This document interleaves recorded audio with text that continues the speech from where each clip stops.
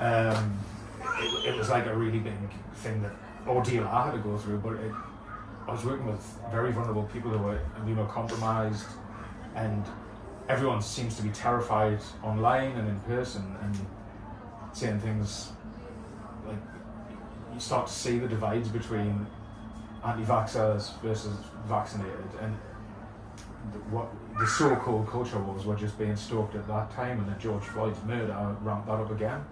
And I was just observing things and listening to clients, specifically adults, who are just more concerned with what do I do about money rather than anyone caring about their health.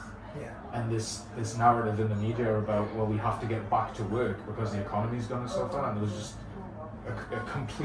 there was just no concern for the well-being of people. And to the extreme end of that, people just flat out denying the COVID was even real. And I'm down the front line watching what it was doing.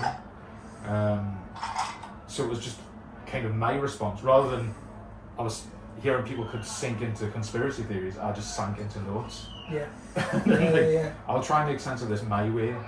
Well, making sense of it is like a really important part of the book. I mean, it felt very much like, whilst trying to consciously pin down a period of time, it also felt very personal. It did feel like you were trying to sort of write your way through some kind of processing. Do you think that was the case at the time, or maybe in retrospect you feel like that was feeding into the writing process?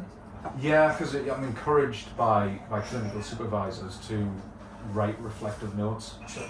And I haven't always been great at, if I categorise it as I am now going to write some reflective notes, I'll not do it. Sure. So it was kind of just a way of doing it without giving it that tag. And it definitely, it was almost the exact same process. It's what I would do if I was just with a notebook trying to think about clients and what was going on either for me as a therapist in relation to them, what may or may not be going for them. It was just a way of expounding on that. But I was drawing in all the sort of culture and what was going on as I viewed it anyway in society at the time, where we're all just thrust into this great unknown of nobody knew what was going on, why it was going on, or how to really deal with it.